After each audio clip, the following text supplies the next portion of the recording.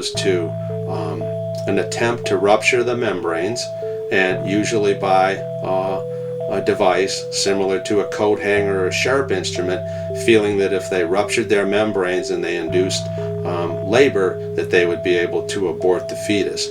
Unfortunately, women become very ill. They die mainly from infection or from acute hemorrhage. You go to this like midwife, and she uses like a long metal spoon, and you just like put it in there and you scrape around, and you put it in there and scrape it around like over and over until you think that everything's gone. And she had to go through that twice. You know, you don't have birth control in the camps. I was bleeding. I had 3 pads on, and I was cramping a lot and saying, hurry, hurry, and say, honey, I'm driving as fast as I can. After abortion was made illegal in the 1840s, mostly in the 1840s and 50s in the United States, and before it was made legal again in the 1970s, women who found themselves pregnant and didn't want to be found ways not to be pregnant.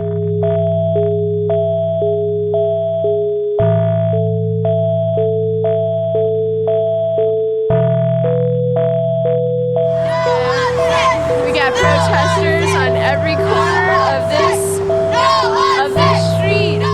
There were no exceptions for rape, for incest. There were no exceptions for the health of the mother. Amendments were made.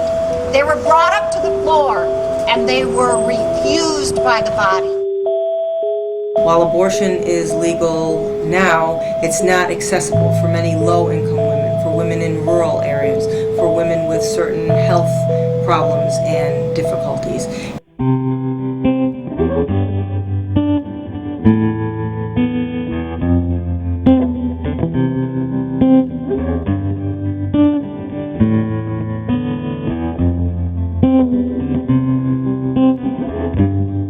I became pregnant while I was in Iraq. I was pretty much on my own at this point, similar to women, you know, before Roe versus Wade, because in the military, you can't use military facilities to perform an abortion procedure. Our generation is so lazy, I guess, is a way to say it, or they're so like self-absorbed. Another thing is our generation might just feel more secure that this is a right that was already fought for, that we already have, and I don't think they realize how much in jeopardy it actually is. I think more for our age group, it's just that we look at the feminist movement of the 70s. You know, when you think something radical, the radical bra burning, anti-establishment kind of thing, I think people shy away from that.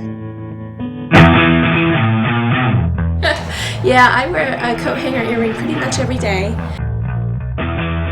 At one point, I actually wore a coat hanger on my head like these two inspiring young women because I thought that really made a good point. Possibly you consider yourself a feminist? Do you consider yourself a feminist?